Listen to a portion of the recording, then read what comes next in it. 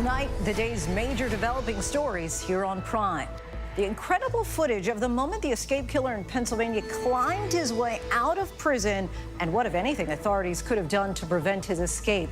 Plus, I guess environmentalist is a very, stigmatized word. We're just normal Montana kids. We're Montanans first. they united to take on a multi-billion-dollar system, winning a landmark case and cementing their right to a clean environment. In tonight's Prime Focus, we take you to Montana and introduce you to the young duo who banded with a dozen others in their fight to live in a healthy world and the ripple effects their legal win could have for the future. And that moment, the evolution of the pen to the page to a live setting, it's one of my favorite things. I love it so much. She's a two-time Grammy Award-winning singer-songwriter, successfully crossing over from Christian music to pop. We spend time with and bring you the tunes of Lauren Daigle in tonight's Prime playlist. Good evening, everyone. I'm Lindsay Davis. Thanks so much for streaming with us. We're following those stories and much more, including the televised trial in Fulton County over Donald Trump's alleged attempts to subvert the 2020 election. Gets its first hearing and a trial date. One of the key decisions to come out of the courtroom today, and the new suit against the former president that could prevent him from running in 2024. Plus, the new report identifying this summer as the hottest ever recorded. And with millions in the path of a major heat wave, it isn't showing signs of cooling off anytime soon.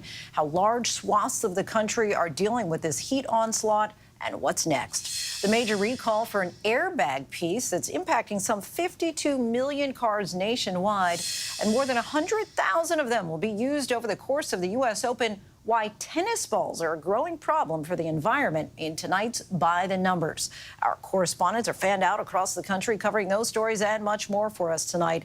But we do begin with a desperate search for a convicted murderer who escaped from a Pennsylvania prison 6 days ago and the new stunning video of his escape. The new video shows Danilo Cavalcante in a narrow hallway scaling the walls with his feet on one side, his hands on the other. You can see it right there. He then climbs onto the roof. It's actually the same way another inmate escaped back in May, but that inmate was caught within minutes. Tonight, authorities believe Cavalcante is still near the Chester County Prison, west of Philadelphia. There have been multiple sightings and schools closed as the search widens. But tonight, there are many questions, including if he had any help from the inside. Trevor Alt leads us off in Chester County, Pennsylvania. Tonight's stunning new video showing the daring prison escape of convicted killer Danilo Cavalcante, now on the run for nearly a week. At 8:51 a.m., Cavalcante escapes from the prison, having crab walked up a wall, pushed his way through a razor wire, run across a roof, scale another fence, and push his way through more razor wire. Prison officials in Chester County, Pennsylvania, releasing this footage after days of scrutiny, saying that razor wire on the roof had been added recently after another inmate escaped in an almost identical fashion back in May. But Cavalcante was able to slip through that wire Thursday, somehow evading notice of an observation tower guard. At 9:45 a.m., officers on Cavalcante's block notify Central Control of a missing inmate, and they conduct a special count. That was nearly an hour after he scaled that wall, and prison staff didn't sound the public escape alarm or notify 911 until 10:01 a.m., 16 minutes after they realized he was missing. Authorities say overnight, Cavalcante was spotted for the 7th time. Law enforcement swarming the area, but still unable to find him in the dense woods. Everything that I'm able to see, the various sightings that we've had, other aspects of this investigation lead me to believe that he is still there in that area. Sources tell ABC News the extreme heat is hindering the search, making it much harder for authorities to locate body temperature signals from their helicopters above. But authorities say they won't let up. It is important that we keep pressure on him as we continue the hunt. Trevor Alt joins us now from Chester, Pennsylvania. Trevor, prison officials face some tough questions today. Did they have any idea at all if Cavalcante had some help from perhaps the inside or outside? So far, Lindsay, authorities say there's no evidence of that, but it's clear they're considering it as a possibility. What they've revealed is that this prison escape first happened in the middle of a basketball game on the exercise yard there in the prison. And while they say there's no evidence that he's worked with anybody on the outside, they, at least today, we noted some state troopers were stopping people on the street and looking into their vehicle. They're making sure that if he is with somebody who might be trying to help him or hide him, they're going to try to figure that out. Lindsay? Trevor Alt for us. Our thanks to you, Trevor. To the latest on Hunter Biden, with prosecutors now saying in a court filing that they plan on filing felony charges against him involving the illegal purchase of a gun by the end of this month. The gun charge was part of a plea deal for Hunter Biden that fell apart in July, and it means the president's son is likely on track for a criminal trial. Here's ABC's Chief Justice correspondent Pierre Thomas. Tonight, special counsel David Weiss announcing in a court filing he intends to indict Hunter Biden by the end of the month on felony charges he illegally purchased a gun when he was addicted to drugs. The gun charge was supposed to go away as a part of a plea deal the president's son struck with Weiss, the U.S. attorney from Delaware appointed by Donald Trump, who had been investigating Hunter Biden for 5 years. As part of the deal, the president's son would plead guilty to tax crimes. But that deal unraveled in late July, and weeks later, Weiss asked Attorney General Merrick Garland to appoint him as special counsel in the case. Upon considering his request, as well as the extraordinary circumstances relating to this matter, I have concluded that it is in the public interest to appoint him as special counsel.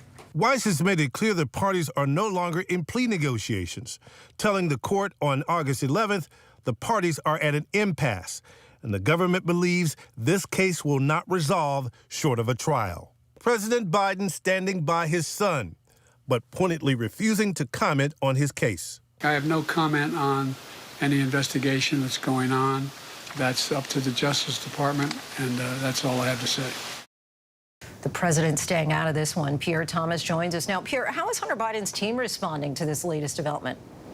They're preparing to fight. They believe the original plea deal on the gun charge should remain in place. They say the president's son should not be indicted on that charge as long as he stays off drugs and out of serious legal trouble, Lindsay. Pierre Thomas for us. Our thanks to you, Pierre. New developments tonight in the migrant crisis after the Texas governor vowed to appeal a federal court decision that requires the state to move barriers placed in the Rio Grande River to the Texas side of the U.S.-Mexico border. The ruling comes after the Department of Justice sued Texas for placing buoys in the river in July to keep migrants out, but Mexican officials have complained the structures are drifting into their territory. The case could be appealed all the way to the Supreme Court, but for now, Texas has until September 15th to move those buoys. Now to former President Trump's legal battles. A televised court proceeding was held in Georgia today in the election conspiracy trial against Trump and 18 other defendants. So how long did prosecutors say the trial could take? And will the defendants all be tried together? Here's ABC senior investigative reporter Aaron Katersky.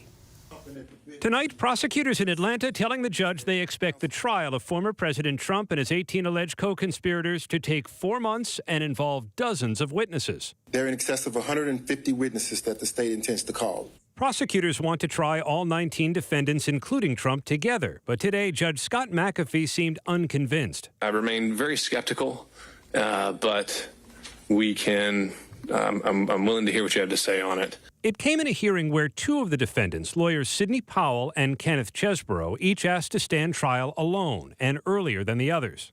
Powell had pushed the false conspiracy theory that Georgia election machines were controlled by Venezuela. What we are really dealing with here and uncovering more by the day is the massive influence of communist money through Venezuela, Cuba, and likely China. Today, her lawyers saying Powell played at most a small role in the broader conspiracy alleged. Ms. Powell had nothing to do with most of it. Ms. Powell had nothing to do with false statements to state legislators, nothing to do with false statements to high-ranking government officials. Chesborough allegedly plotted to keep Trump in power using fake electors to falsely certify Trump won Georgia. His attorney arguing there's no reason to try him alongside anyone else. The state wants to make this case about Donald Trump. Donald Trump is one of 19 defendants. Ken Chesborough is another one.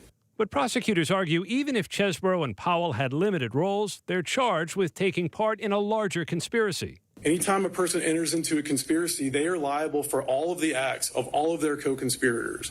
And tonight, the judge siding with prosecutors, ruling that Powell and Chesborough should stand trial together October 23rd.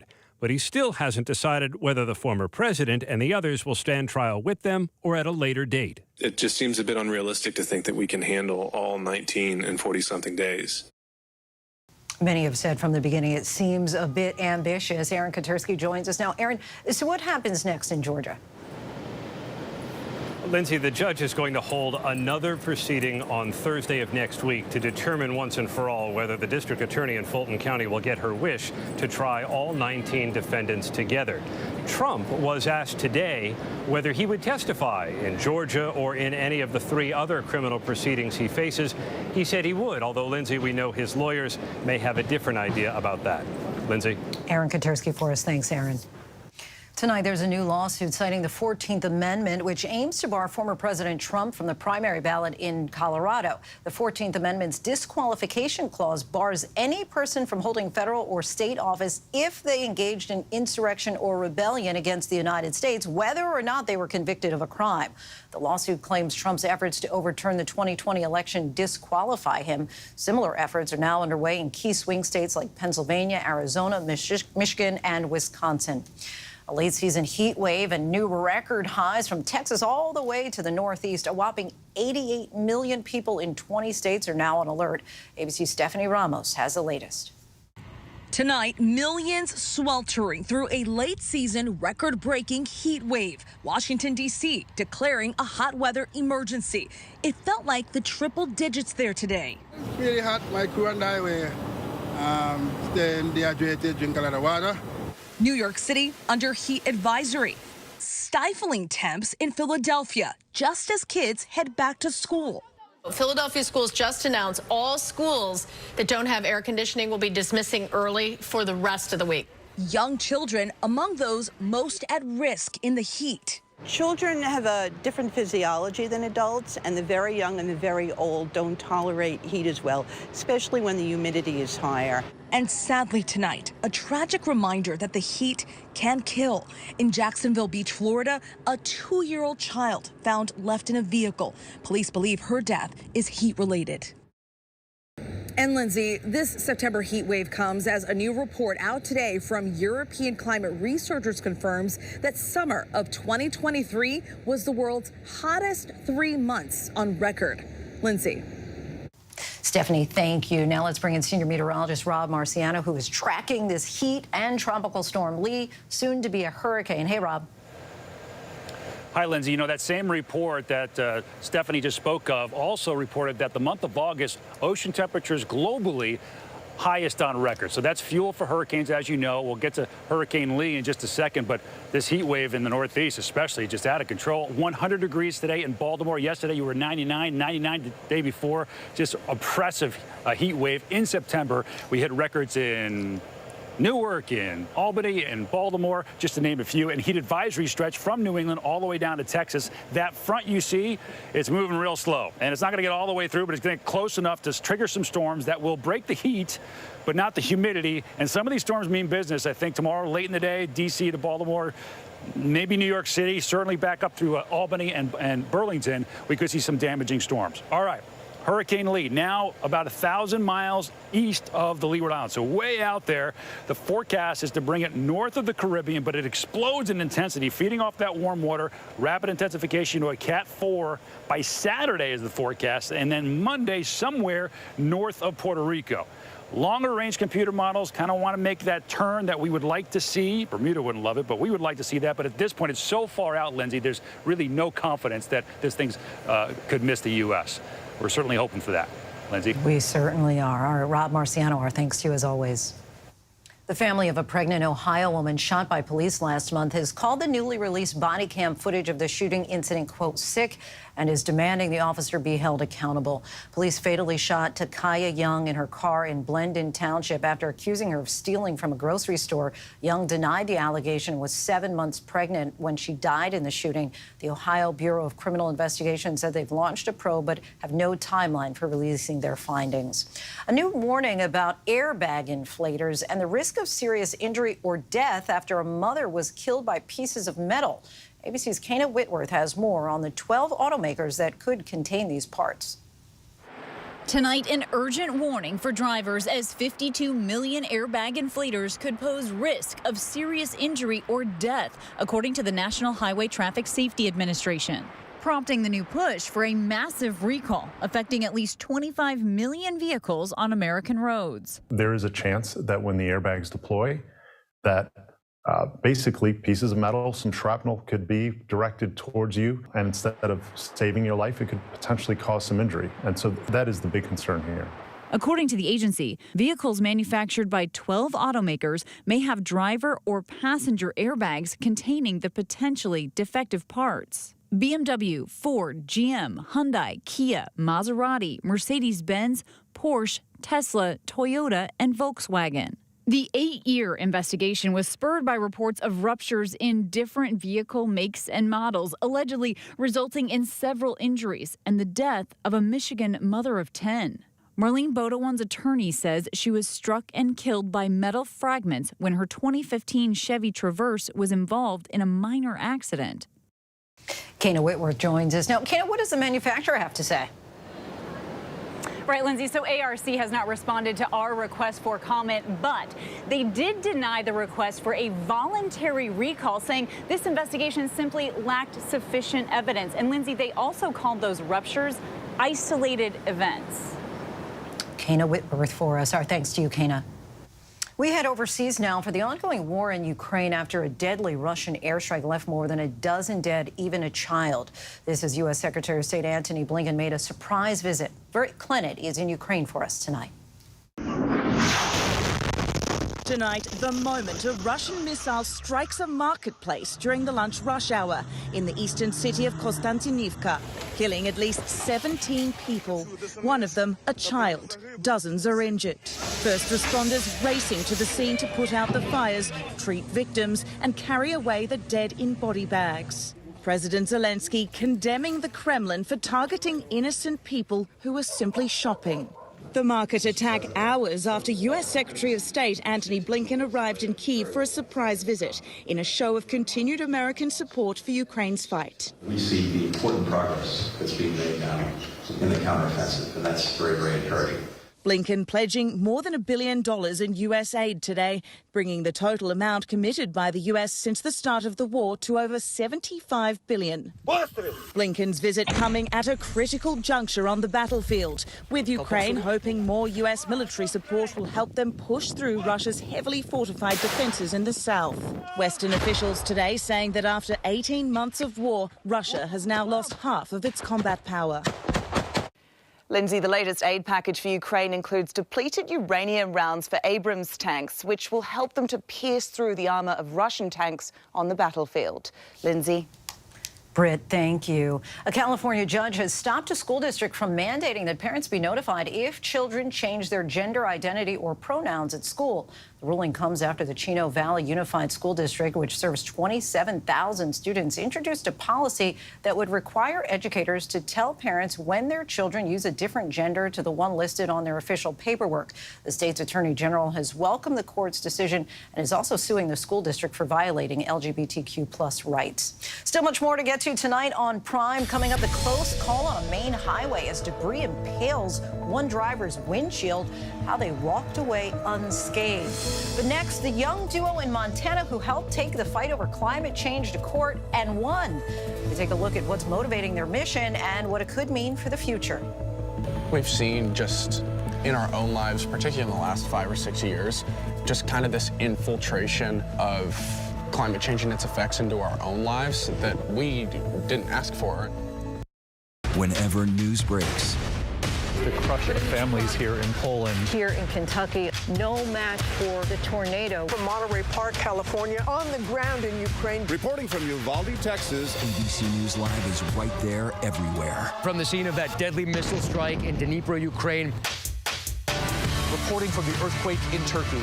From Charleston, South Carolina, on the 2024 campaign trail.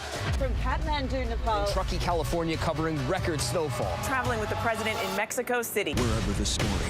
Here at this airport in Tampa, it's already shut down. Reporting from the nurses on the picket line. Reporting from Jerusalem. Here at 10 Downing Street in London. Streaming live to you. Wherever the story is. Wherever the story is. Wherever the story is. We're going to take you there. You're streaming ABC News Live. ABC News Live. You're streaming ABC News Live. ABC News Live. Streaming free everywhere. America's #1 streaming news. first thing in the morning. There's a lot going on. Everybody in that home is okay. To catch you up with what happened overnight. We are here at fashion's biggest night out. What's happening today? YouTube has unveiled a new set of policies. What people are talking about, the new ad campaign. Fast, straightforward. With some fun in between. A real-life Barbie dream house. A name change for the Wienermobile. First thing in the morning. America This Morning. America's #1 early morning news. On ABC News Live. All right, here we go. You ready? Let's do it. Yes, it's the show America wants and America needs right now. This is What Would You Do? Let's go. How are you? Yes. So what will you be watching Saturdays on ABC News Live? What would you do? Hey, I guess I just found out. The What Would You Do Marathon, 2 to 6 Eastern, every Saturday on ABC News Live. My favorite show. Welcome back, everyone. Last month, in a landmark case, a group of 16 young people from Montana became the first in the country to successfully sue the government for failing to protect them from climate change. But what does their legal victory mean? And will it really make a difference for the environment they love? ABC's Devin Dwyer travels to Montana for a closer look in tonight's Prime Focus. Later, and I love to fly fish. It's peaceful, it's calm. Just you and the water. So yeah, it's 10 and 2. Respecting the land and the wildlife whose habitat that you are entering and then taking something from. Now I just need to catch the 30-inch that's in here somewhere. That's been really ingrained in both of us from a very early stage. For Lander and Badge Bussey, the Montana wilderness is more than a teenage playground. It's a feeling that can't be recreated. The river is their culture. The forest on the doorstep of Glacier National Park is their home. Do you consider yourself environmentalists? Environmentalist is a very, stigmatized word. We're just normal Montana kids. We're Montanans first. And although a lot of what we practice and preach are very rooted in what some might call, environmentalist values, that's just how all of us have been living our whole lives. By any measure, the brothers have become warriors against climate change. Got the smoke back there, too. Troubled by extreme seasonal drought, epic springtime floods, and destructive summer wildfires across Big Sky country. Nothing's improving at all. It's getting worse. The smoke is getting worse. We call it 5th season of the year. Fire season's 5th season. In 2015, a blaze tore through the beloved wilderness area Badge Bussey was named after. I went back in there with my dad a few years ago on horseback, and it was pretty just terrifying seeing just charred land pretty much everywhere. You said during the trial, I think, that it felt like you had lost part of yourself. Yes, 100%. We've seen just in our own lives, particularly in the last 5 or 6 years, just kind of this infiltration of climate change and its effects into our own lives that we didn't ask for. Still not old enough to vote, the Bussey brothers 3 years ago joined 14 other young Montanans in a landmark lawsuit against their state, alleging its promotion of fossil fuels is contributing to climate impacts that harm them.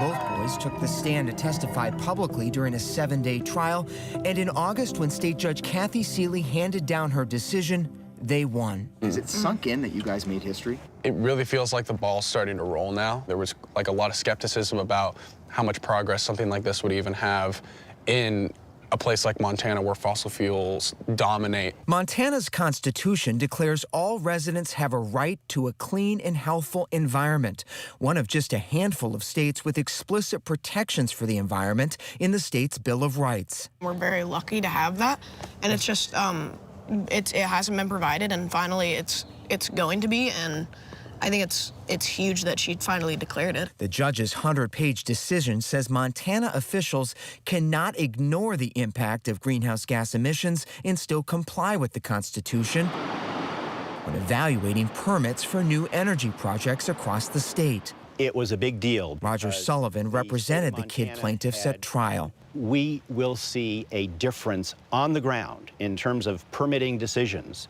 and in terms ultimately of the amount of CO2 that's being discharged into our atmosphere. That will have real-life consequences in Montana, in the United States, and in the world. Lander's got a deer just right up there. The Bussey brothers say their victory also gives momentum to efforts in other states to amend their constitutions to be like Montana's. It's also lifting the spirits of young people like Layla Hassanzada of Virginia and Isaac Vergun of Oregon, leading similar lawsuits against their governments over the climate crisis. What was your reaction when you got the news that those 16 kids in Montana won their case against the state? Seeing such a landmark case kind of produce such an awesome result was really inspiring. You're suing the federal government over climate change. Why? Pretty plain and simple. The federal government has knowingly known about this issue with climate change and has only exacerbated the problem. It's only going to create solutions. It's only going to move us forward. Governments have long rejected the idea that they bear legal liability for climate change impacts. Montana called the August ruling absurd and a publicity stunt, saying that Montanans can't be blamed for changing the climate. We'll continue to permit protectively. Chris Dorrington is director of Montana's Department of Environmental Quality, the agency responsible for environmental impact studies for proposed oil, gas, and coal projects. He says there's a good reason greenhouse gas emissions have never been part of their assessments. The state legislature and U.S. Congress have not said affirmatively, you shall go this way with climate analysis. But will you now, because of this decision, have to look at those things? There's permits that have standards that are well vetted through the course of time and through really integrated stakeholder involvement of all sorts. We will permit according to those standards. But you don't want to take a position on whether it should be included in your analysis for a permit, for example? At this time, because we're in the case, I'd rather not address all of the outcomes that could prevent it. Lander and Badge Bussey say that acknowledgement by a top state official is a major turning point after years of climate denial at the highest levels. Their court victory is also a validation of scientific evidence that climate change is real and that state policies are making it worse. The judge's decision declared Montana a major emitter of greenhouse gas emissions, noting there's still a significant quantity of fossil fuels yet to be extracted. The oil and gas and coal extracted in Montana led to the release of nearly 70 million tons of earth-warming CO2 in 2019. We can't just turn off the coal-fired generation. We can't just shut down the coal mines. We can't just shut down the oil and gas production. We can't just shut down the refineries. It'll put us into a tremendous economic downturn. Alan Olson, executive director of the Montana Petroleum Association, says the state's energy industry is not going anywhere. Does the decision mean that new permits for energy products could be denied or held up in some way?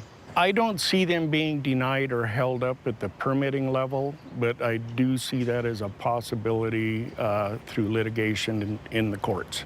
The fuel is still going to be pumped, the coal is still going to be mined. The coal's still going to be mined, we're still going to produce oil and gas, but like I said, it's going to give them a little more impetus to start filing more lawsuits. As historic as it may be, the court's decision stops short of ordering the state to cut support for the energy industry or take steps to remedy the impacts from fossil fuel emissions. This gives legal foundation to putting CO2 and greenhouse gases in the mix of analyzing any of these permits. Nobel laureate climate scientist Dr. Stephen Running, who testified against the state, says the legal victory is still a sea change. A big validation for the science. Oh, yeah. And particularly, it's a validation that none of the old climate denier stuff from 10 years ago was even put forward. I see this trial as a big step in giving people hope that we're starting to pay attention, the big global week. Look at all these heads. Yeah. Oh, yeah. The Bussey family is embracing that hope. Do you have flies? But as the state begins its appeal of their case, the brothers say they're still grappling with the costs. When I go back to school, I will probably be in a little tight situation. What do you mean? Just people at my school not genuinely believing in climate change. I'll probably be put in like a like a little box. I probably won't have that many friends this year. You think people will isolate you because yes. of your participation? Well, it's happened before. Are you done with all this slander? Mom Sarah Bussey says she and her husband Ryan, who's running for governor, I feel like Kim Kardashian. see in the entire experience Well, you don't look like her, honey. a lesson. We have to be willing to change. And I mean, if we can't learn that from our kids, you know, I don't know who we can learn it from. And I can't believe that we as adults are having to learn this from our kids, right? The kids have become the adults in the room. From their backyard to the boundaries of the wild. A fight against climate change finding success in a courtroom. Not only is this a big deal for establishing our rights, but it's a big deal for establishing climate as a national problem. Lander, can you angle your fly that way? A problem the Bussey brothers say is now part of their life's mission to solve. It's completely possible. I mean, it can fully happen. I mean, we proved it. Their success is a victory for us all. Our thanks to Devin for that. Still much more to get to. Coming up, comedian Amanda Seales heads to Washington in her new documentary, In Amanda We Trust. We'll talk to her about her own potential run for office. But next, the hidden environmental cause behind the game of tennis. We take a look by the numbers.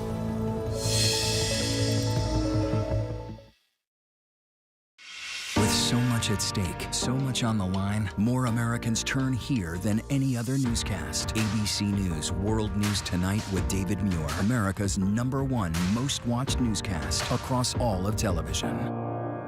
This is ABC News Live. The crush of families here in Poland. At refugee centers in Putin's Russia. On the ground in Ukraine. Close to the front line. From the capital. Destructive Cat 4 storm. You're along I-5. Boston is in the bullseye. Let's go. ABC News Live, America's #1 streaming news. Anytime, anywhere. Streaming 24/7, straight to you for free. Thank you for making ABC News Live America's #1 streaming news. The ultimate game of deception is back. Welcome to Claim to Fame. 12 A-lister relatives will compete to keep their famous family a secret. I'm coming for all of you. I'm lying about everything. You can't trust anybody here. Can you guess who's related to who? I think he's related to Janet Jackson, Harrison Ford, Gal Gadot, Anne Hathaway. Your celebrity relative is... She's screaming, she's screaming, she's screaming. Claim to Fame, new Monday on ABC and stream on Hulu. From America's #1 news comes the all-new ABC News app. Breaking news, incredible video, faster, smarter, and customizable to your interests. If you love being in the know, you're gonna love this. Experience the all-new ABC News app. Download it now. You gonna call me? We have a serial killer on our hands. A major development in the case of the Long Island serial killer. Huberman pleaded not guilty. Now, Friday night. Rex, hello. Hi. The interview was very difficult. What has this job taught you about yourself? I think it's taught me how to understand people. The all-new 2020. A lot of twists and turns in this case. That had to be mind-boggling. Friday night at 9/8 Central on ABC.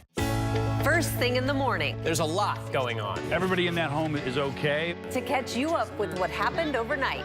We are here at fashion's biggest night out. What's happening today? YouTube has unveiled a new set of policies. What people are talking about. The new ad campaign. Fast, straightforward. With some fun in between. A real-life Barbie dream house. A name change for the Wienermobile. First thing in the morning. America This Morning. America's #1 early morning news. On ABC News Live. It was the ideal marriage. Little did I know I was married to a man who had done something so horrible that it would devastate our lives forever. Teacher of the Year is now charged with sex crimes.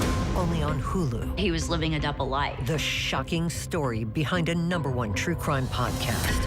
Prostitutes, escorts. He even cheated on me the week of our wedding.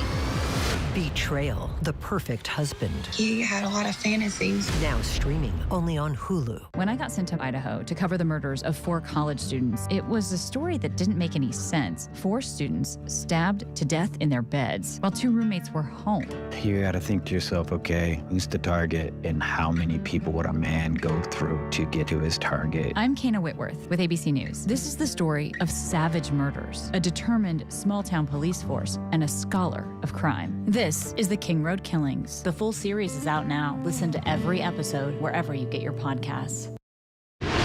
Reporting from the earthquake in Turkey, I'm David Muir. Wherever the story, we'll take you there.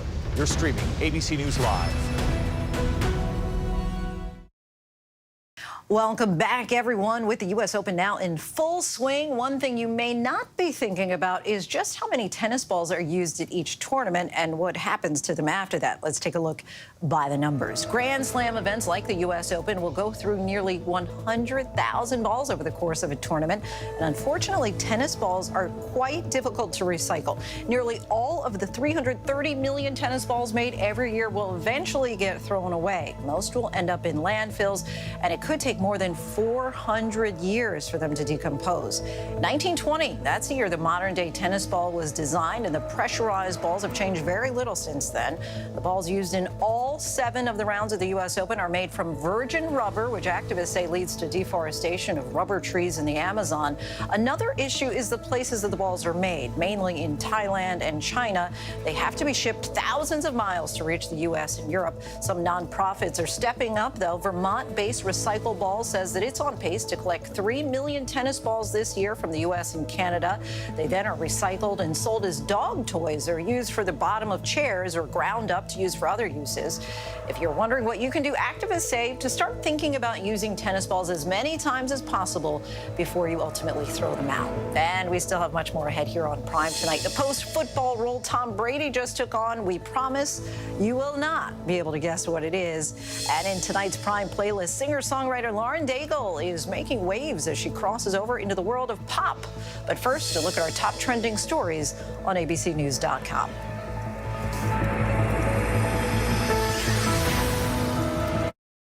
What does it take to be America's #1 news?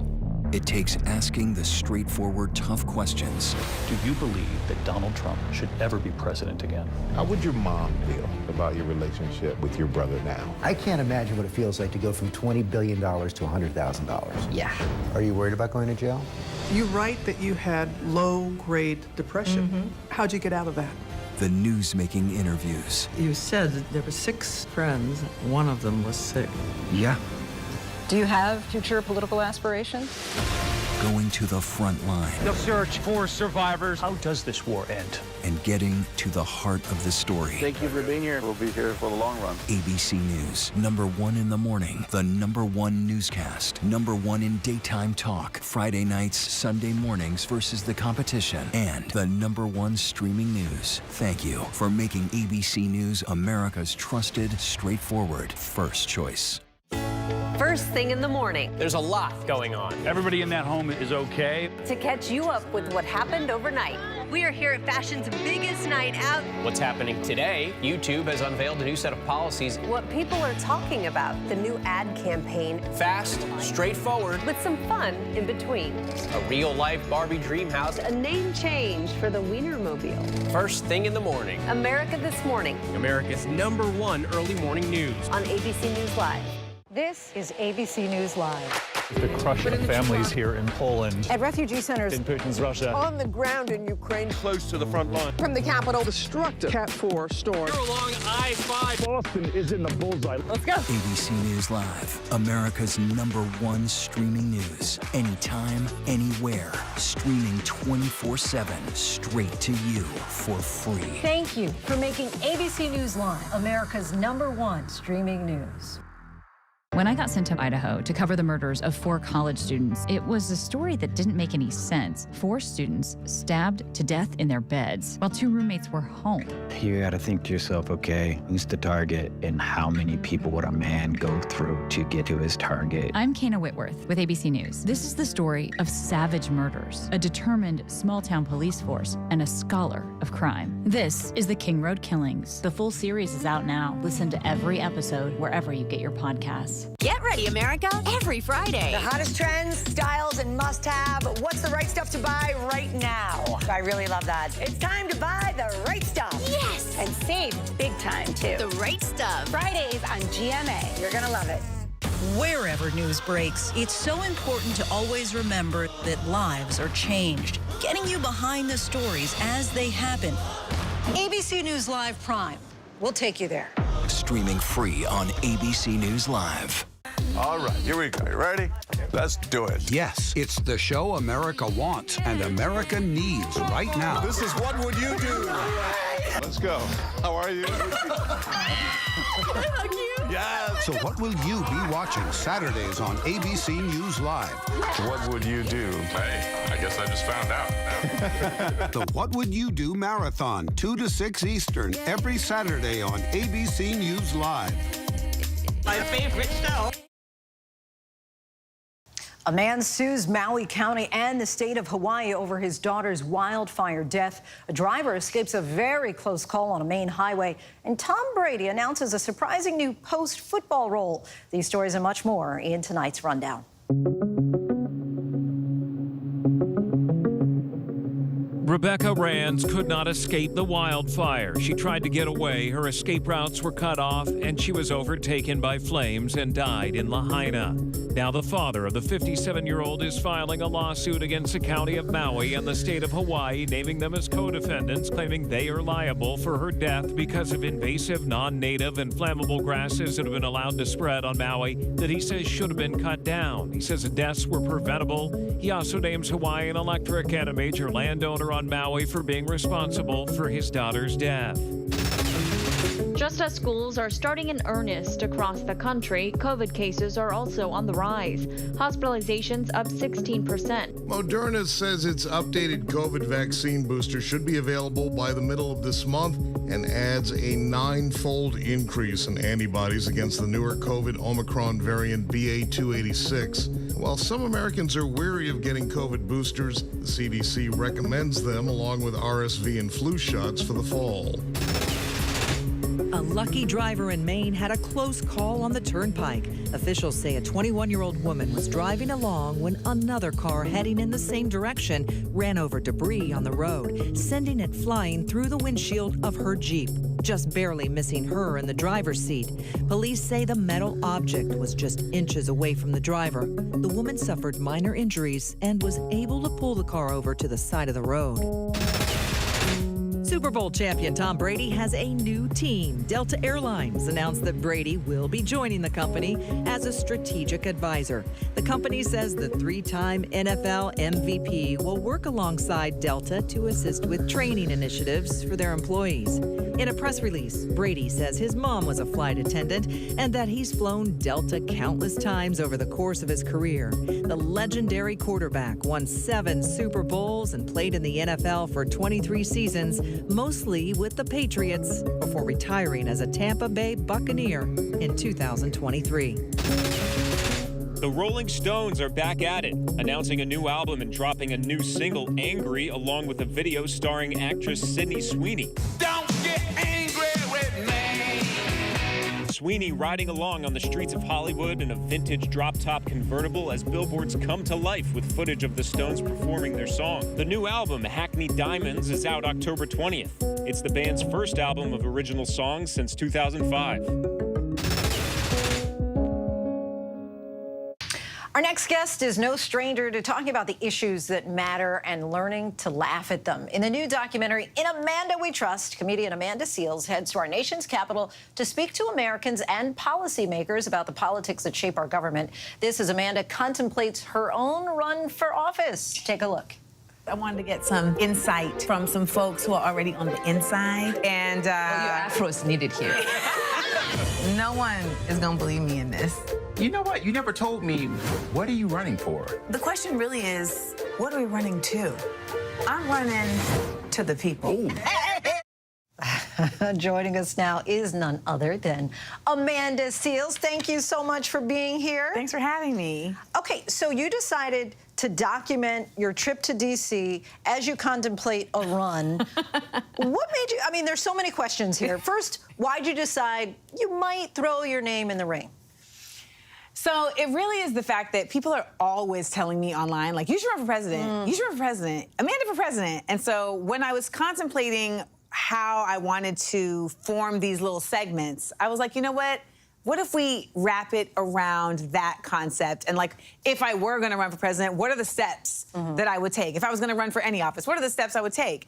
And the reality is we live in a country where first, you gotta get your look.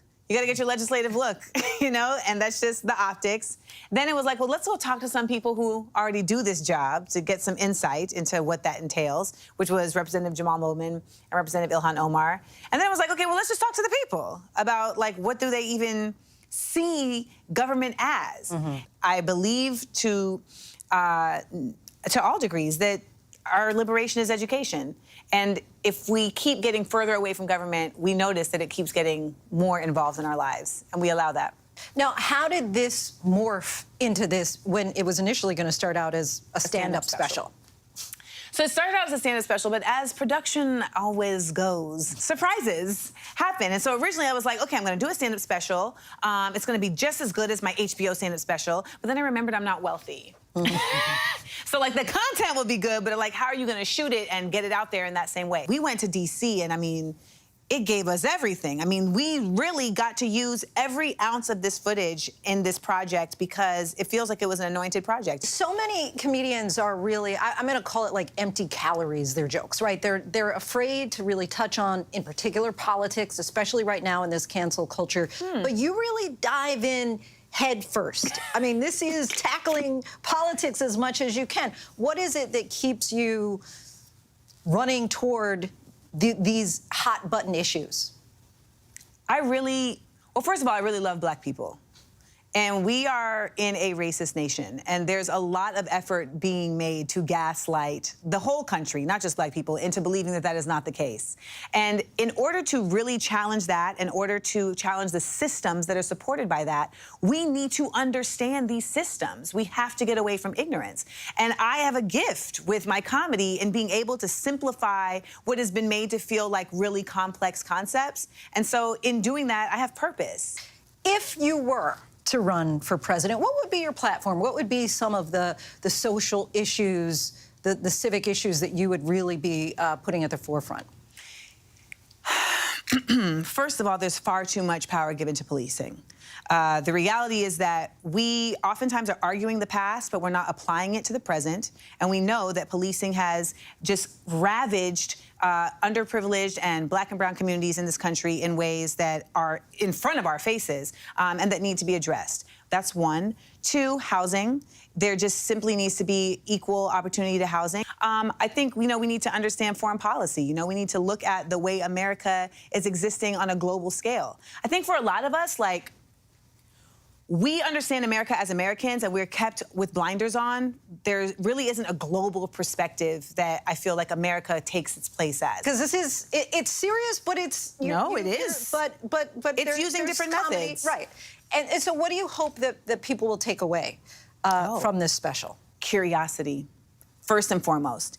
We have an epidemic of apathy in this country because so many people feel like they are completely disavowed of power in how they can create change in the systems that are oppressing us and the systems that are, upholding efforts that give power to people that don't care about the people. If my vote didn't matter, why would they work so hard to suppress it? We need to demand public servants, not politicians. And in order to do that, we need to understand the government and the politics and how it works. Mic drop. Amanda Seales, ladies and gentlemen. In Amanda We Trust is now available to watch on inamandawetrust.com. Thanks so much for being here. Thank you. A brother's love knows no bounds, something that is proven to be true in the ABC News Studios docuseries Never Let Him Go. The series unearths a haunting tale of anti-gay violence, one brother's decades-long quest for justice, and a major breakthrough in the case. Here's a preview. It was quite remarkable that we had this American guy's brother come to Australia and seek justice. And, Steve was someone who did not give up. Okay, let's... Steve had thought through frustration, I suspect, and believing he was up against a stone wall. Clearly he wasn't going to break through the stone wall. But what he worked out is, how do I get around it? How do I control the narrative? Steve had an American accent, and he had lots of money to throw at the case, and he didn't give up. The New South Wales Police Force had a real problem. The American with the big swinging dick is influencing the way we do our business. The four-part true crime series Never Let Him Go is streaming right now only on Hulu. Christian meets contemporary meets pop. Lauren Daigle is pushing the boundaries of what it means to be a Christian singer. And the Louisiana-born artist sings with purpose, with the hope of making a human connection and creating a safe space of love and understanding. Our Phil Lipoff sat down with a two-time Grammy winner in tonight's Prime playlist.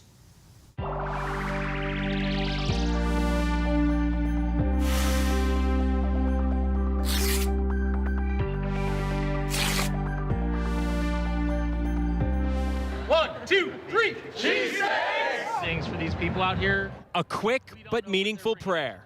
In your name we pray. Amen. Amen. Moments before Lauren Daigle takes the stage.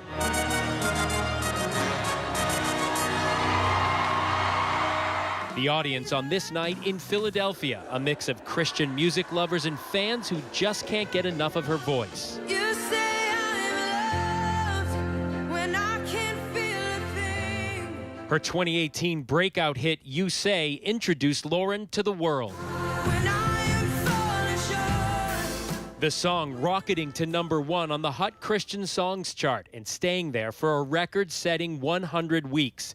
It also became the first Christian song to hit #1 on the Adult Contemporary chart and #5 on Adult Pop Songs. You Say was the crux of when I was trying to figure out, do I want to stay in this industry or do I want to go home? Because it was just so polarizingly I love different. it how that's a crossroads and it's got 500 million streams on Spotify. I know. Everybody should have such a crossroads. I hope it happens again. You Say so widely embraced, Lauren immediately found a larger audience outside of Christian music. Her voice compared by some music critics to Adele's. The hit song and the album it's on, Look Up Child, solidified the contemporary Christian singer as a global star. I hear you say, look up, child. Her dynamic voice and innate ability to write chart toppers, Look Up Child, Lauren Daigle, earned her 2 Grammys in 2019. I just think it's such a gift. This community of music, I love it so, so much, and I'm just incredibly grateful. All the glitz and glamour of Hollywood, though, a long way from her humble beginnings in Lafayette, Louisiana. My brother used to say, Mom, make her stop screaming. She screams all over the house. But I didn't know what it was. I would lay on the ground.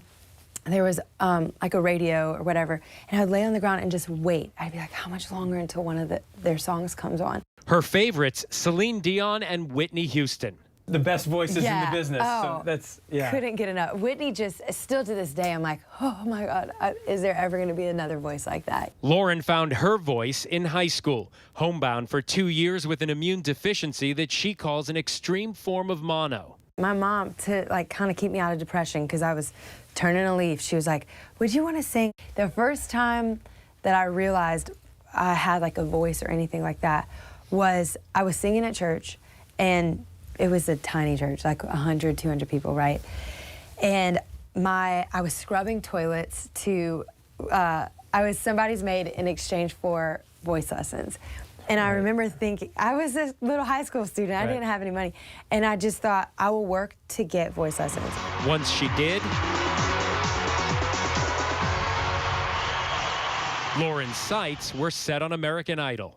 Lauren tried out in 2010, then again in 2012. She didn't make it to Hollywood, but not long after that, found herself back up for a male lead singer in a band, auditioning for a record label. And the morning of the showcase, he gets this appendectomy. They asked me to step in and sing lead. So I stepped in and sang lead and then got signed right after that. Her 2015 debut album, How Can It Be, spent 6 weeks at #1 on the Billboard Christian Albums chart and eventually went platinum. The title track, How Can It Be, a hit. You say that I am free. How can it be? 3 years later, the 2018 release of her Grammy-winning Look Up Child.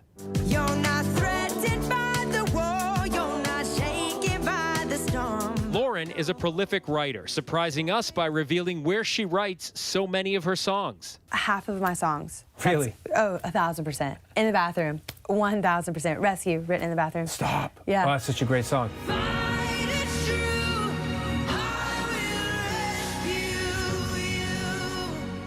Lauren chooses her words carefully, looking to write about what she calls a deep human connection. And if you can like tap into what people long for, what people care about, what people desire, yeah, it allows you to see yourself in the audience. It allows you to say, oh, you feel that? I feel that too. Oh, you care about this? I care about that too. That ability to connect through her lyrics and live shows landed Lauren an invitation, also in 2018, to sing on The Ellen Show. Please welcome Lauren Daigle.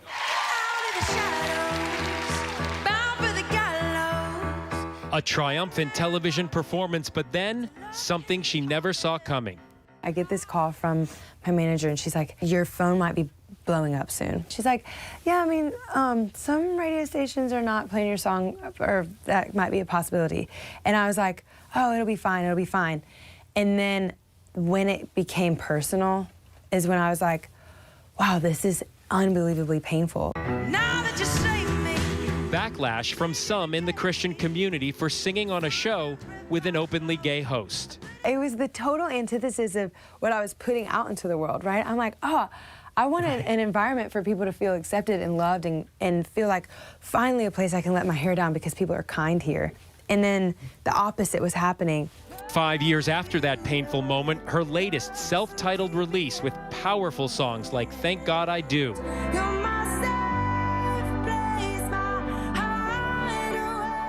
Other songs on the album showcasing her Louisiana influence, like New. I don't see the old you, I just see the new. And Inherited, about loving what is passed down, even the lines on your face. I have tears for the sorrow you lived.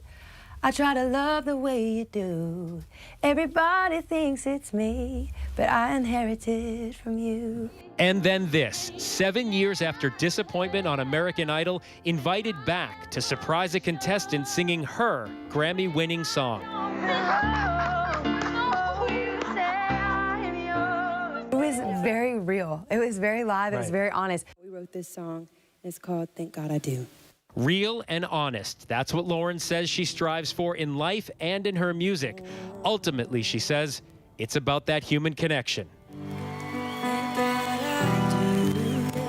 Like yesterday, I was singing at this event, and all I did was see a dad hold his son like this and just close his eyes. And he just sat there with his eyes closed.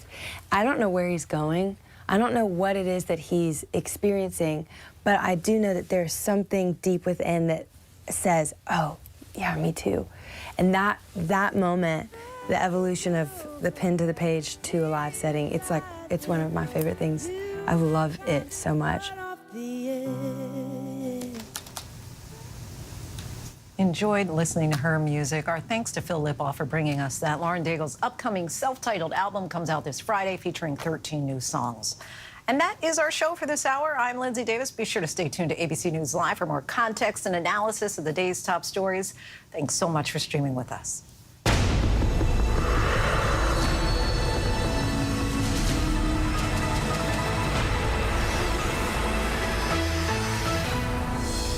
Coming up in the next hour, hip-hop artist Juicy J shares his story of struggle and redemption in his new memoir.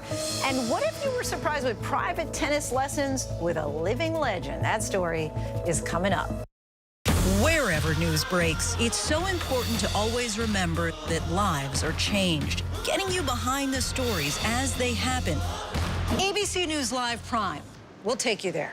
Streaming free on ABC News Live. From America's #1 news comes the all-new ABC News app. Breaking news, incredible video, faster, smarter, and customizable to your interests. If you love being in the know, you're gonna love this. Experience the all-new ABC News app. Download it now. The ultimate game of deception is back. Welcome to Claim to Fame. 12 A-lister relatives will compete to keep their famous family a secret. I'm coming for all of you. I'm lying about everything. You can't trust anybody here. Can you guess who's related to who? I think he's related to Janet Jackson, Harrison Ford, Gal Gadot, Anne Hathaway. Your celebrity relative is... She's screaming, she's screaming, she's screaming. Claim to Fame. New Monday on ABC and stream on Hulu. This is ABC News Live. The crush of families here in Poland. At refugee centers In Putin's Russia. On the ground in Ukraine. Close to the front line. From the capital. Destructive Cat 4 storm. You're along I-5. Boston is in the bullseye. Let's go. ABC News Live, America's #1 streaming news. Anytime, anywhere. Streaming 24/7, straight to you for free. Thank you for making ABC News Live America's #1 streaming news. It was the ideal marriage. Little did I know I was married to a man who had done something so horrible that it would devastate our lives forever. Teacher of the Year is now charged with sex crimes. Only on Hulu. He was living a double life. The shocking story behind a #1 true crime podcast. Prostitutes, escorts. He even cheated on me the week of our wedding. Betrayal, the perfect husband. He had a lot of fantasies. Now streaming only on Hulu. All right, here we go. You ready? Let's do it. Yes, it's the show America wants and America needs right now. This is What Would You Do? Let's go. How are you? Yeah. So what will you be watching Saturdays on ABC News Live? What would you do? Hey, I guess I just found out. The What Would You Do Marathon, 2 to 6 Eastern, every Saturday on ABC News Live. My favorite show. When I got sent to Idaho to cover the murders of 4 college students, it was a story that didn't make any sense. 4 students stabbed to death in their beds while 2 roommates were home. You gotta think to yourself, okay, who's the target and how many people would a man go through to get to his target? I'm Kana Whitworth with ABC News. This is the story of savage murders, a determined small-town police force, and a scholar of crime. This is the King Road Killings. The full series is out now. Listen to every episode wherever you get your podcasts. Reporting from Monterey Park, California, I'm Robin Roberts. Wherever the story is, we're going to take you there. You're streaming ABC News Live. Good evening, everyone. This is ABC News Live Prime. I'm Lindsay Davis. Thank you so much for streaming with us. We have a lot of news to get to this evening, including incredible footage of the moment the escaped killer in Pennsylvania climbed his way out of prison, and what, if anything, authorities could have done to prevent his escape. Plus, the televised trial in Fulton County over Donald Trump's alleged attempts to subvert the 2020 election gets its first hearing and a trial date. And award-winning hip-hop artist Juicy J joins us and shares his story of struggle and redemption. But we do begin with the desperate search for a convicted murderer who escaped from a Pennsylvania prison 6 days ago and the new stunning video of his escape. Take a look. The new video shows Danilo Cavalcante in a narrow hallway scaling the walls with his feet on one side, his hands on the other. You see that there. Then he ultimately climbs onto the roof. Tonight, authorities believe Cavalcante is still near the Chester County Prison, just west of Philadelphia. There have been multiple sightings, but tonight there are many questions, including if he had any help from the inside. Trevor Ault leads us off in Chester County, Pennsylvania. Tonight's stunning new video showing the daring prison escape of convicted killer Danilo Cavalcante, now on the run for nearly a week. At 8:51 a.m., Cavalcante escapes from the prison, having crab walked up a wall, pushed his way through a razor wire, run across a roof, scale another fence, and push his way through more razor wire. Prison officials in Chester County, Pennsylvania, releasing this footage after days of scrutiny, saying that razor wire on the roof had been added recently after another inmate escaped in an almost identical fashion back in May. But Cavalcante was able to slip through that wire Thursday, somehow evading notice of an observation tower guard. At 9:45 a.m., officers on Cavalcante's block notify Central Control of a missing inmate, and they conduct a special count. That was nearly an hour after he scaled that wall, and prison staff didn't sound the public escape alarm or notify 911 until 10:01 a.m., 16 minutes after they realized he was missing. Authorities say overnight Cavalcante was spotted for the 7th time, law enforcement swarming the area but still unable to find him in the dense woods. Everything that I'm able to see, the various sightings that we've had, other aspects of this investigation lead me to believe that he is still there in that area. Sources tell ABC News the extreme heat is hindering the search, making it much harder for authorities to locate body temperature signals from their helicopters above. But authorities say they won't let up. It is important that we keep pressure on him as we continue the hunt. Our thanks to Trevor for that. Prosecutors said in a court filing today that they plan to file felony charges against Hunter Biden involving the illegal purchase of a gun by the end of the month. The gun charge was part of a plea deal for Hunter Biden that fell apart back in July. Here's ABC's Chief Justice correspondent Pierre Thomas. Tonight, special counsel David Weiss announcing in a court filing he intends to indict Hunter Biden by the end of the month on felony charges he illegally purchased a gun when he was addicted to drugs. The gun charge was supposed to go away as a part of a plea deal the president's son struck with Weiss, the U.S. attorney from Delaware appointed by Donald Trump, who had been investigating Hunter Biden for 5 years. As part of the deal, the president's son would plead guilty to tax crimes. But that deal unraveled in late July, and weeks later, Weiss asked Attorney General Merrick Garland to appoint him as special counsel in the case. Upon considering his request, as well as the extraordinary circumstances relating to this matter, I have concluded that it is in the public interest to appoint him as special counsel. Weiss has made it clear the parties are no longer in plea negotiations, telling the court on August 11th the parties are at an impasse, and the government believes this case will not resolve short of a trial. President Biden standing by his son, but pointedly refusing to comment on his case. I have no comment on any investigation that's going on. That's up to the Justice Department, and that's all I have to say. Our thanks to Pierre Thomas for that. Now to former President Trump's legal battles. A televised court proceeding was held in Georgia today in the election conspiracy trial facing Trump and 18 other defendants. So how long did prosecutors say the trial could take?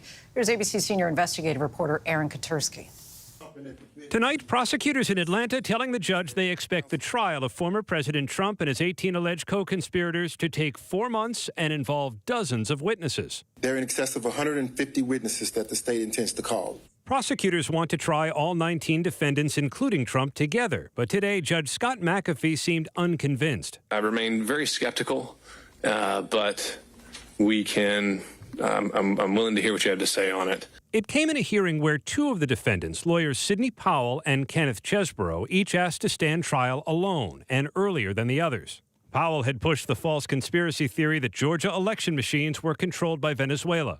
What we are really dealing with here and uncovering more by the day is the massive influence of communist money through Venezuela, Cuba, and likely China. Today, her lawyers saying Powell played at most a small role in the broader conspiracy alleged. Ms. Powell had nothing to do with most of it.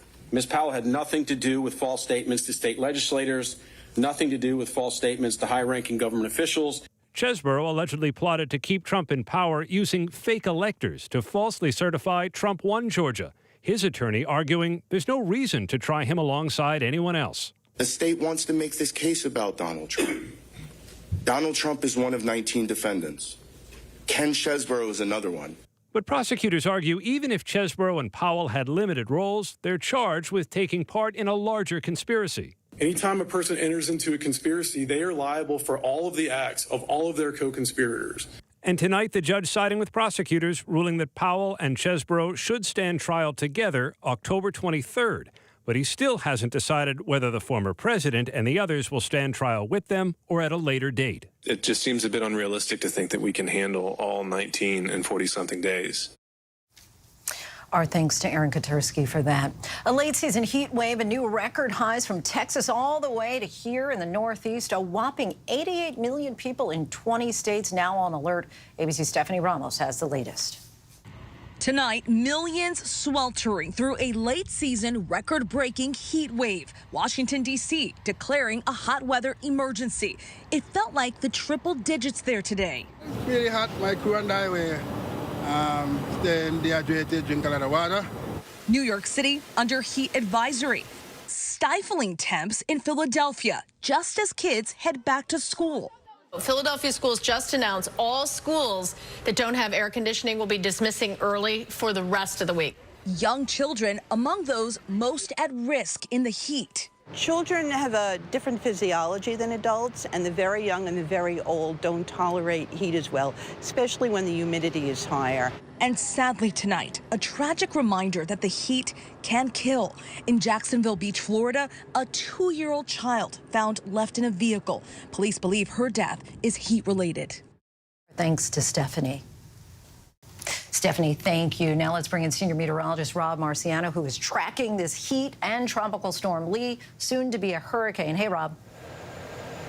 Hi, Lindsay. You know, that same report that Stephanie just spoke of also reported that the month of August, ocean temperatures globally highest on record. So that's fuel for hurricanes, as you know. We'll get to Hurricane Lee in just a second, but this heat wave in the Northeast especially just out of control. 100 degrees today in Baltimore. Yesterday you were 99 the day before. Just oppressive heat wave in September. We hit records in Newark, in Albany, in Baltimore, just to name a few, and heat advisory stretch from New England all the way down to Texas. That front you see, it's moving real slow, and it's not going to get all the way through, but it's going to get close enough to trigger some storms that will break the heat, but not the humidity. And some of these storms mean business. I think tomorrow, late in the day, D.C. to Baltimore, maybe New York City, certainly back up through Albany and Burlington, we could see some damaging storms. All right. Hurricane Lee, now about 1,000 miles east of the Leeward Islands, so way out there. The forecast is to bring it north of the Caribbean, but it explodes in intensity, feeding off that warm water. Rapid intensification to a Cat 4 by Saturday is the forecast, and then Monday somewhere north of Puerto Rico. Longer range computer models kind of want to make that turn that we would like to see. Bermuda wouldn't love it, but we would like to see that. But at this point, it's so far out, Lindsay, there's really no confidence that this thing could miss the U.S. We're certainly hoping for that. Lindsay? We certainly are. Our Rob Marciano, our thanks to you as always. A new warning about airbag inflators and the risk of serious injury for death. This after a mother was killed by pieces of metal. ABC's Kana Whitworth has more on the 12 automakers that could contain these parts. Tonight, an urgent warning for drivers as 52 million airbag inflators could pose risk of serious injury or death, according to the National Highway Traffic Safety Administration, prompting the new push for a massive recall affecting at least 25 million vehicles on American roads. There is a chance that when the airbags deploy, that basically pieces of metal, some shrapnel could be directed towards you, and instead of saving your life, it could potentially cause some injury. And so that is the big concern here. According to the agency, vehicles manufactured by 12 automakers may have driver or passenger airbags containing the potentially defective parts. BMW, Ford, GM, Hyundai, Kia, Maserati, Mercedes-Benz, Porsche, Tesla, Toyota, and Volkswagen. The 8-year investigation was spurred by reports of ruptures in different vehicle makes and models, allegedly resulting in several injuries and the death of a Michigan mother of 10. Marlene Bodowan's attorney says she was struck and killed by metal fragments when her 2015 Chevy Traverse was involved in a minor accident. Our thanks to Kana for that. Online gambling is everywhere, but when it comes to gambling and young people, surprisingly, teens are 2 times more likely to develop a gambling problem than adults. Online access makes it even more dangerous. ABC's Juju Chang has this story. It usually starts with that huge adrenaline rush. It hasn't been a straight path to recovery for the now 19-year-old we're calling Steve. He first opened up to GMA last year about his illegal online gambling addiction that he says began at age 15. He asked not to show his face and for his voice to be altered to help hide his identity. If you have a phone on you and you have connection to the internet, you can gamble whenever you want. Now, after 3 months of rehab and continued work with the Gamblers Anonymous 12-step program, a fresh perspective. You seemed optimistic a year ago. What happened? I really felt like I had put it behind me. But Steve says he once again got swept up in online betting. It was just the temptation of sports betting, you know, all the ads. I'm not going to say that the ads are the reason I did it, but just constantly being reminded of it. Online sports betting is now legal and active in 24 states, plus D.C., and 5 more states are being launched this year. So right now, the expansion of gambling, expansion of the acceptance, the promotion of gambling behavior. We're introducing a potentially addictive disorder at a very early age, and yet designed for 21 and older. The legal age for gambling in the U.S. is 18 or 21, depending on the state and the types of games. Technically, you're still a teenager. It's still illegal. It is. They're like these little underground hidden sites that make it easy for someone that is underage that wants to gamble. After the relapse, Steve says he's been clean for a month and is starting college, where he plans to stay vigilant with his sponsor. What do you do instead of gambling? Exercising, working out, playing basketball, staying on top of my grades, and actually working on the relationships in my life. Steve's dad, who we're calling Martin, also asked to have his voice altered to protect his identity. Martin says he himself no longer bets and wishes he never allowed it in his home. We had a fantasy football league. You know, in retrospect, wouldn't have normalized it even to the level that we did, which, again, for a lot of people, it might have been okay, but in this case, it wasn't. Experts say it's harder to reach and educate those who gamble online about responsible gambling, and warn that the increased visibility and acceptance in our culture could lead to younger exposure and possible addiction down the road. We're seeing younger and younger clients presenting to treatment, 15, 16, 17-year-olds with gambling disorders that previously we had never seen before. We reached out to the American Gambling Association, who told ABC News the legal gaming industry is committed to protecting young adults through age verification, marketing limitations, and responsible gaming measures. The same cannot be said for the vast illegal offshore gambling market.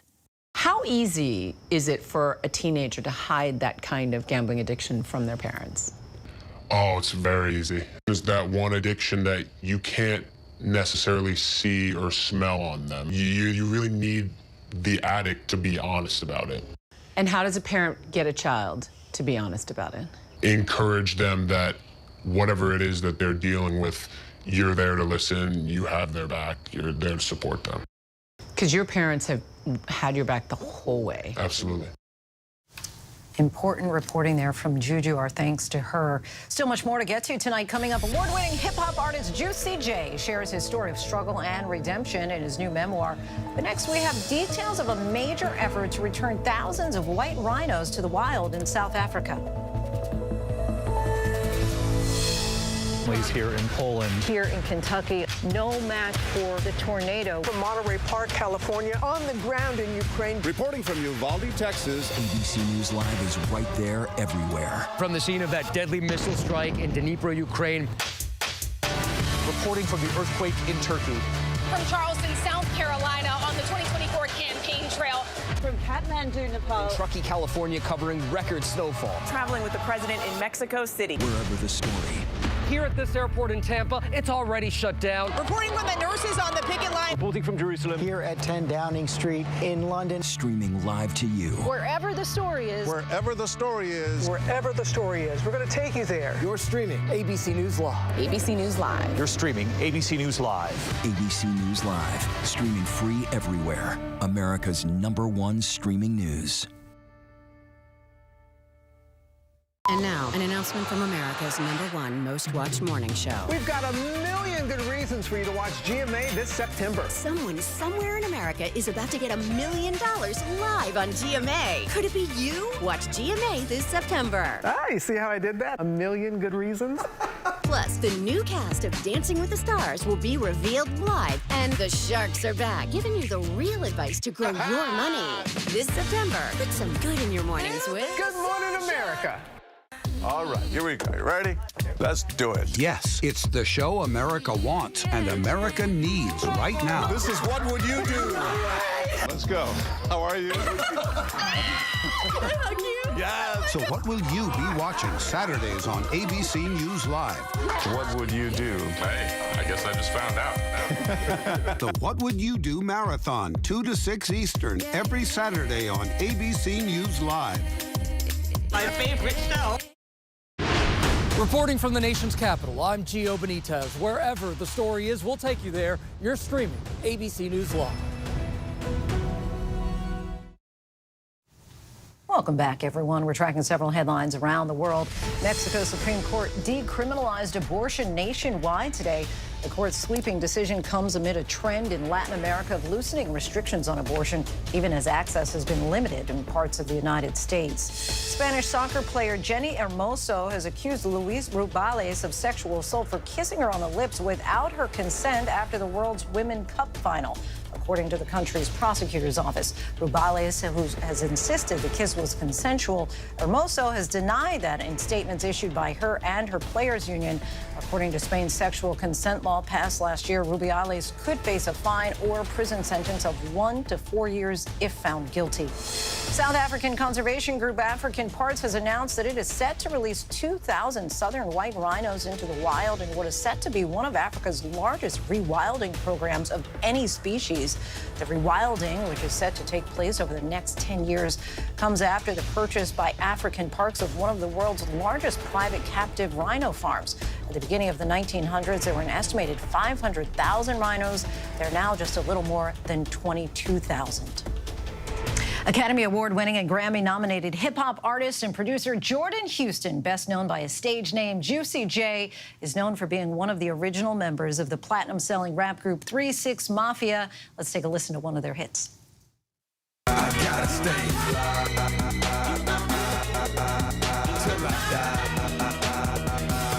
I gotta stay fly till I die. I remember that. But behind the music lies a personal story of struggle and redemption, which Juicy J has now shared with the world in his new book, Chronicles of the Juice Man, a memoir which takes us on a remarkable journey from the streets of Memphis back in the 80s to him becoming an Academy Award-winning rapper and entrepreneur. Joining us now is none other than Mr. Juicy J himself. Gotta stay fly. You were watching that and you said you remember. What, you remember that day? Yeah. We had so much fun. Rest in peace, Pimp C. Yes, of course. And yeah, we had a lot of great times in Miami, you know. You start the memoir right off talking about Memphis, and you really don't mince any words at all, and just want to read from it. You say, Memphis is an evil place. Throughout my childhood, it was overrun with crime and mayhem. People walked around like zombies, high on drugs. I felt like Memphis actually was hell. Talk to me about the impact that Memphis had on your life. Man, Memphis made me strong, you know. It's like when you come up in Memphis, if you weak, they're gonna make you strong. They're gonna make you fight back. So it gave me a lot of knowledge and just, you know, staying like moving forward, hustling, staying grinding, and never stopping, you know. 3 6 Mafia really put Memphis on the map with regard to music. What was it like growing up in the music scene in Memphis? It was great, you know what I'm saying? I used to see Isaac Hayes riding around here and there, and I remember they had Stax Records. They had actually tore it down, and they had it on the news like, they're tearing down Stax Records. I was like, oh man, wow, you know. So I was trying to like follow in Stax Records' footsteps. We was trying to start something like Stax, you know, build our record label as well as you know, our group.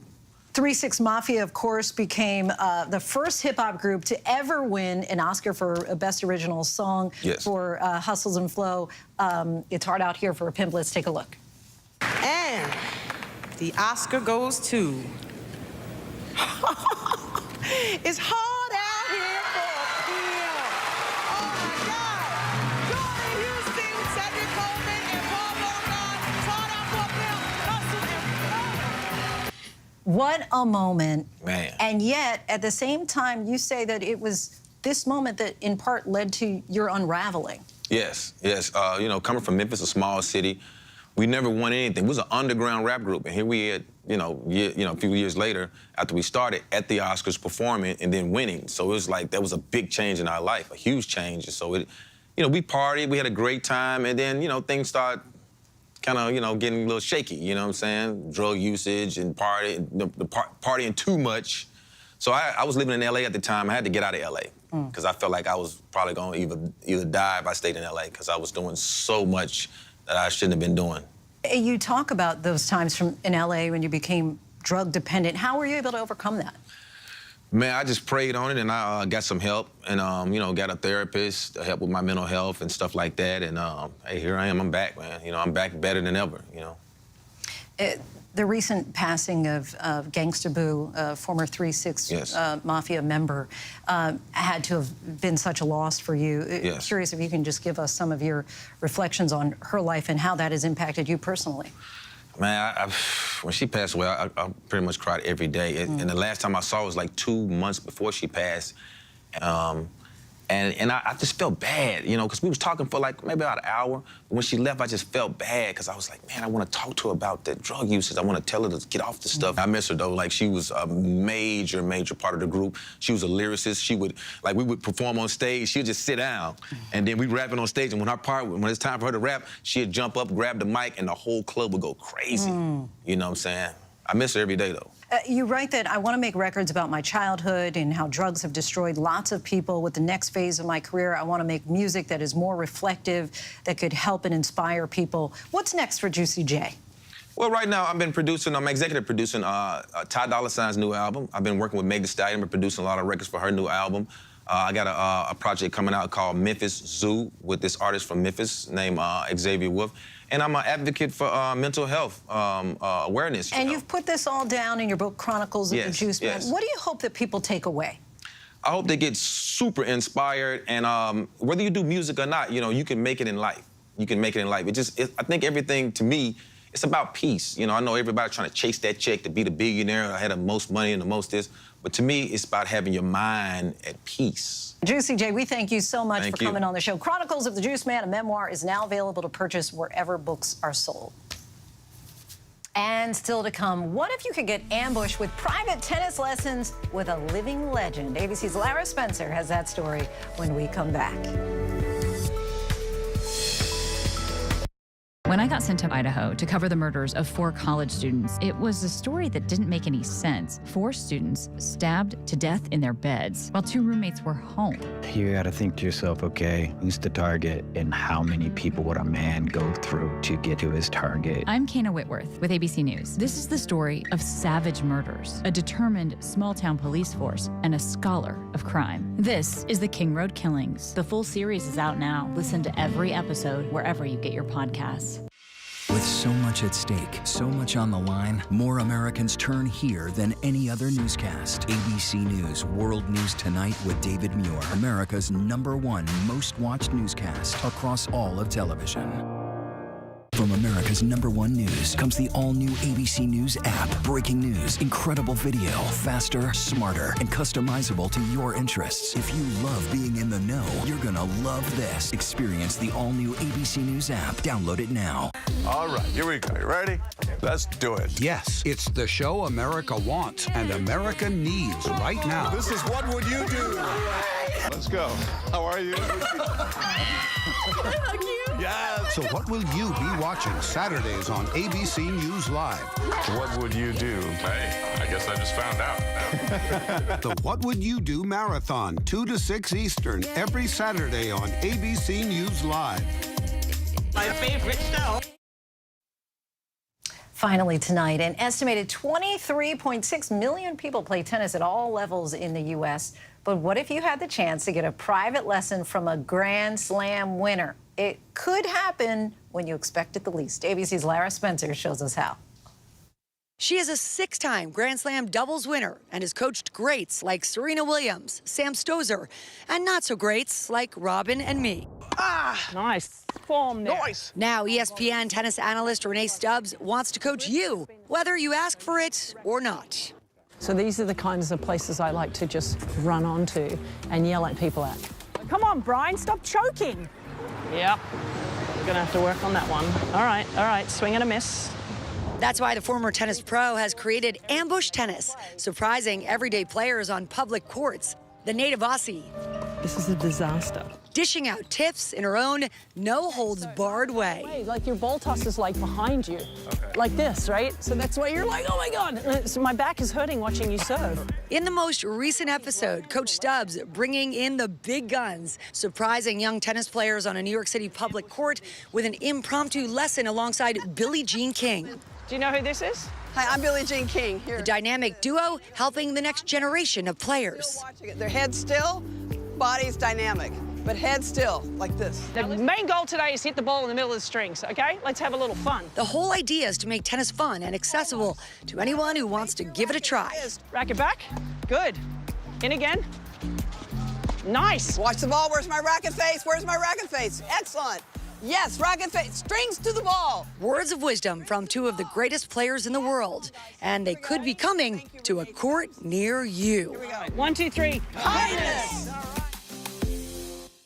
That is super fun. And that is our show for tonight. I'm Lindsay Davis. ABC News Live is here for you all night with the latest news, context, and analysis. You can always find us on Hulu, Roku, the ABC News app, and of course on abcnews.com. The news never stops. Have a great night.